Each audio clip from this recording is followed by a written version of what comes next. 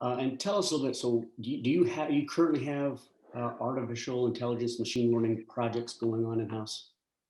Yeah, we have several. I mean, if you want, I can give you an example of one that we think's helped a lot. I'm not going to explain seed genetics quickly, but just so that you know, a seed is a living thing, and in it has genetics. And for really 100 years now, human beings have been, well, more than 100 years, we've been hybridizing by breeding specific crops, whether it's corn or bananas or soybeans or whatever it is. And what hybrid means is that you kind of mix together, sort of similar like with dogs, right? With dogs, we have all these different breeds. They all came from wolves, but over time, humans have found a way to breed the animals or the things to get them closer to where you want. It's the same thing with seeds. So what happens as a result of that is you now have tens of thousands of variations of genes, of genetics associated with just a simple corn seed or a wheat seed or barley or something like that. And each of those traits were sort of designed to do something different, right? So you might have, if you're in Northern Europe, you might be breeding wheat to be more resilient to cold weather. If you're in Southern Europe, you might be breeding, a certain kind of crop to do better in hot, humid conditions.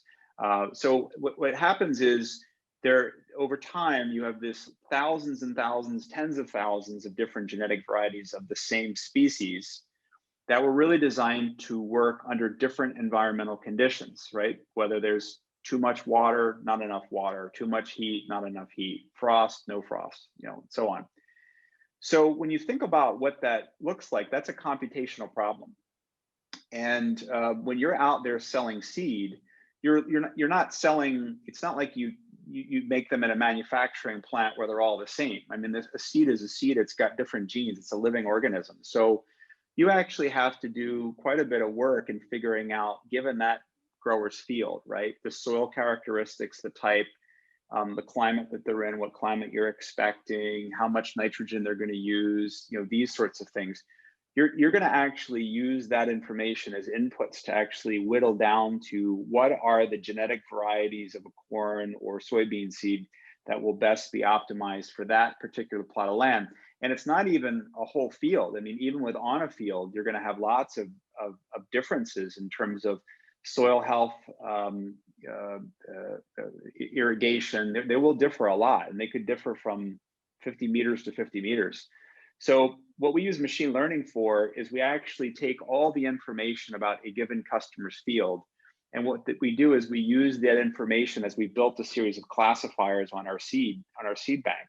So we're able to mix and match and sort of narrow down to the right varieties of seeds that will work for that particular part of a particular customer's field. So we've launched seed selectors in the market. So not only our own teams have them, but even we have a sort of a broker dealer network. They're called seed advisors. So the seed advisors now are equipped with tools that are using machine learning in the background that they key in information about, what the customer is trying to control for. Hey, maybe they've had an insect problem, or they've had a fungus problem, or they have some issue with weeds that they're trying to control for. As they key in, all these different attributes, we have these classifiers in the back office that are really out there narrowing down to the specific seeds that'll work for their field. And as you've gone through this process, have you solved the problem, or are you on the path to solving the problem with AI?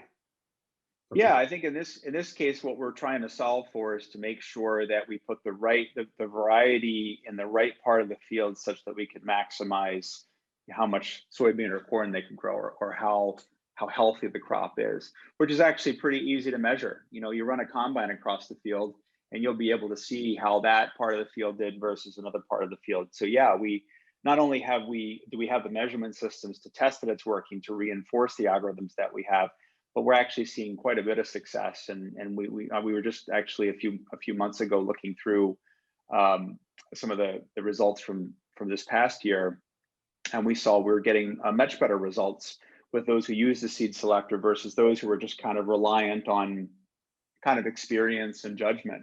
So it is definitely having an impact. So I find that a little unique that you're actually using AI to solve customer problems, and you've built in agreements with customers to get feedback back to kind of complete the loop. Yeah.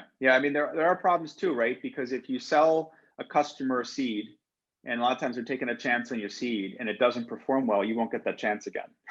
So while it definitely helps our customers, it also helps our own sales teams because it helps give them better confidence that they're making a good recommendation. Yeah.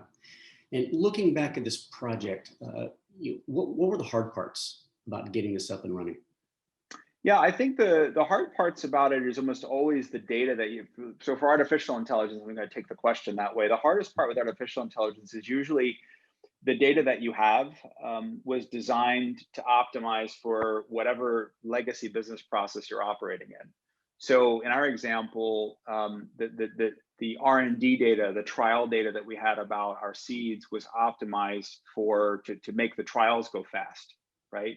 They weren't necessarily optimized to build algorithms off of. So we're doing trials differently in Europe than we were in Asia, than we were in Latin America, than we were in North America. So being able to pull all this information together is not so easy. So the data and the cleanliness of the data are challenging. You know, different parts of the world, we're capturing different pieces of information.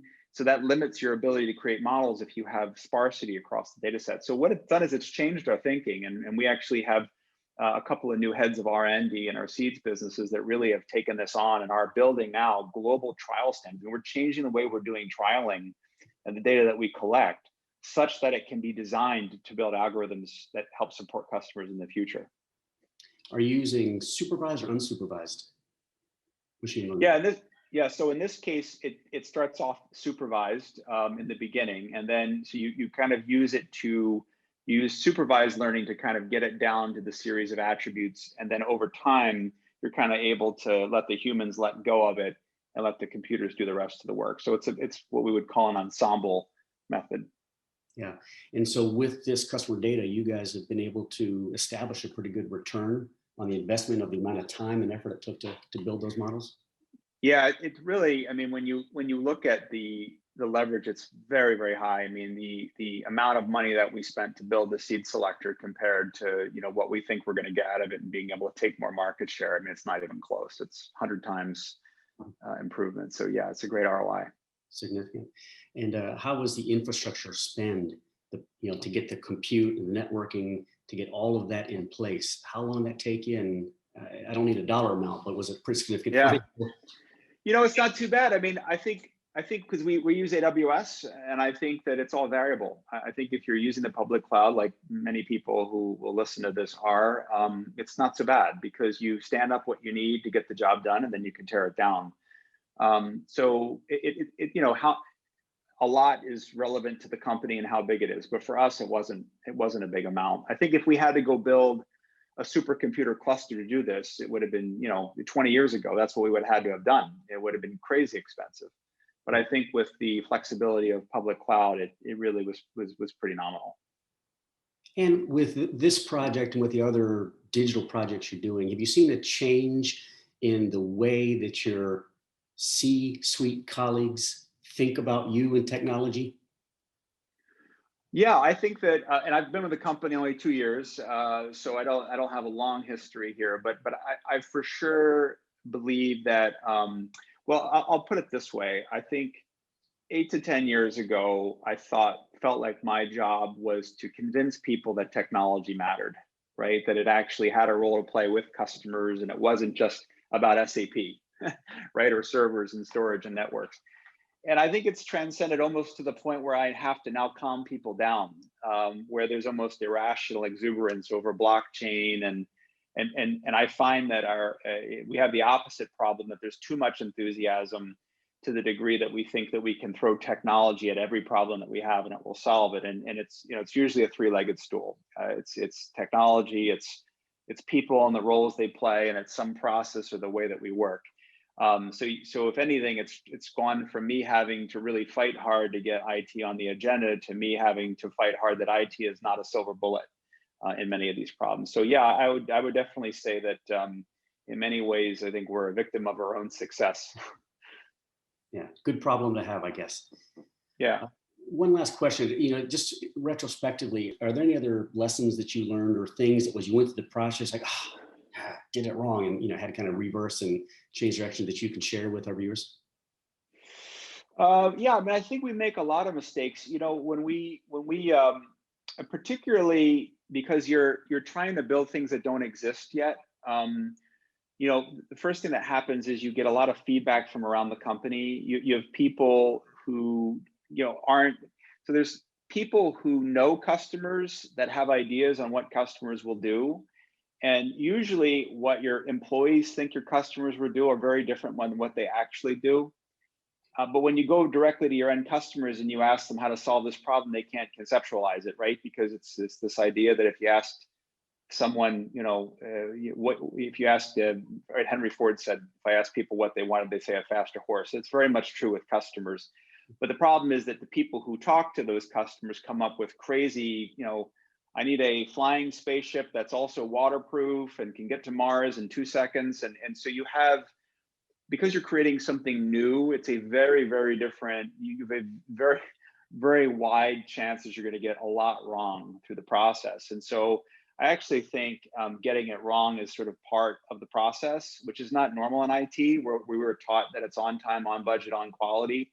This is about making a lot of mistakes, but I think the key is, how do you make this mistakes really early? How do you make them really cheaply? And how do you make them not spectacular mistakes? I think that's the trick. But I think trying to avoid making mistakes is the absolute opposite mindset that you need to have, because then you'll be so risk averse, you're never going to do anything truly new. I think that's great advice. I'm going to have my staff, I'm going to put this on replay for them throughout the day. So, hey, we are at time, and I really do appreciate your feedback. I think you shared some great insights, which I think will be very, very helpful. I invite you to, maybe you come back in the future and you can talk to us about some, deeper about the AI, maybe some edge computing that you've got going. But thank you very much. I really enjoyed this session, and good luck to you, and I'll talk to you soon. Thanks, Keith. I appreciate it. Hope you heard a few things that triggered some new thinking for you. We do these conversations on IT topics weekly, so please feel free to subscribe to our YouTube channel. That way you get updates on new content, as well as you can post comments and, more importantly, suggest topics that you'd like us to address.